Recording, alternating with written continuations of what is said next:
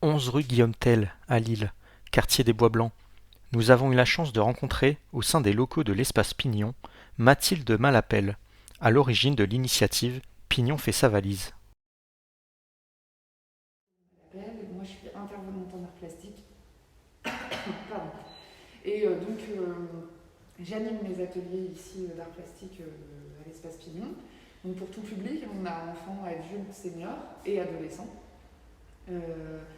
J'accueille les artistes, on fait l'accrochage de l'expo ensemble, je suis aussi sur la coordination de projets avec ma collègue, médiation culturelle, on emmène les gens dans des spectacles Grand Bleu, au Théâtre du Nord, etc., etc.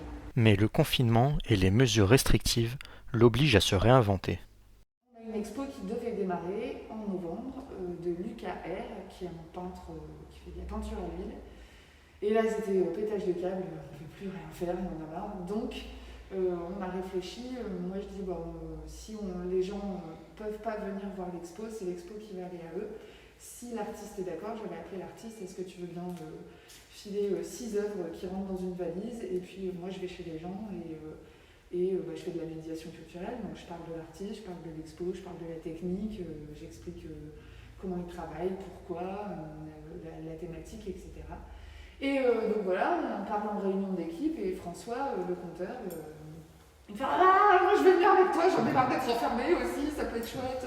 On fait de la médiation, du conte. Et donc on a bossé ensemble et est venu le projet Pignon fait sa valise.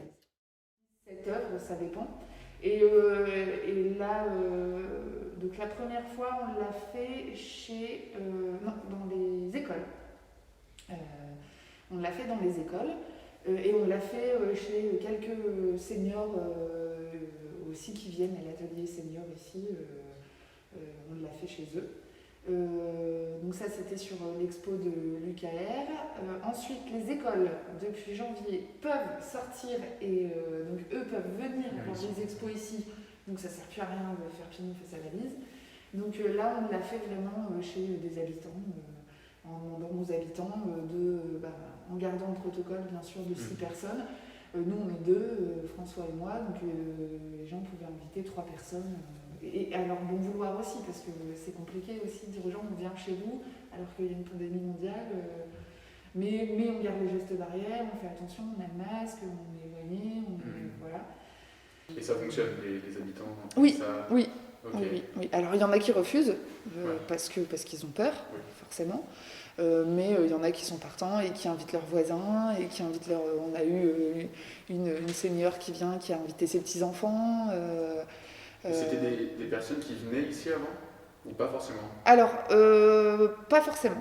On a des seniors qui sont adhérents à notre association et qui venaient ici, qui venaient à l'atelier d'art plastique. On a des seniors qui venaient pour voir les expos, qui sont des spectateurs réguliers.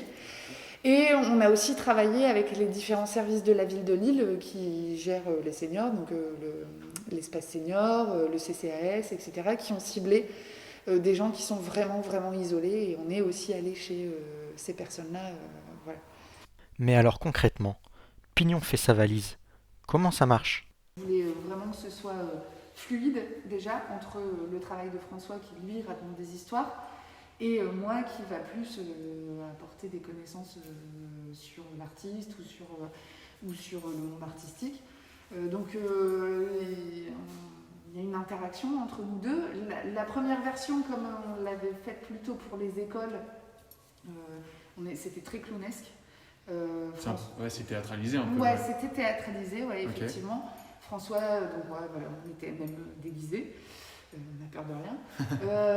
Et François, il faisait le clown, il interagissait, etc. Ce qui était pas mal, et ça fonctionnait bien.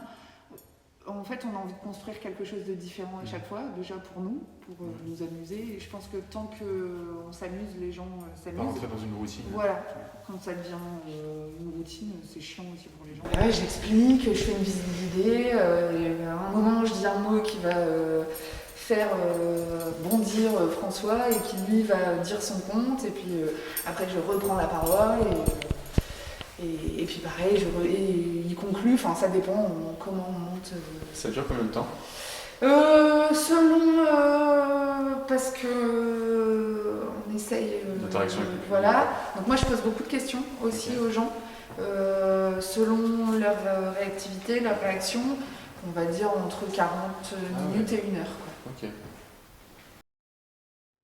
Activités d'adaptation avec le Covid qui se sont pérennisées, qu'on veut que ça se pérennise. Ah bah, Pignon fait sa valise, nous, est-ce que c'est quelque chose qui serait amené à se pérenniser? On le souhaite. Okay. Pignon fait sa valise, on trouve qu'en tout cas c'est un super moyen de médiation pour amener aussi les gens à voir le reste de l'expo ici, donc à se déplacer jusqu'ici. Donc on aimerait bien pérenniser, effectivement. Maintenant, faut le financer. Parce que du coup, cette Pignon fait sa valise, c'est payant pour les... Non, alors, c'est ça l'idée aussi, on est en train de réfléchir là-dessus. C'est que pour l'instant, c'était des alternatives au Covid et au fait que ce soit fermé. Donc nous, avec nos partenaires, on le fait bénévolement. Enfin, c'est une action qu'on ne fait pas payer quand on est allé dans les écoles, etc. De toute façon, ils n'ont pas forcément les moyens non plus.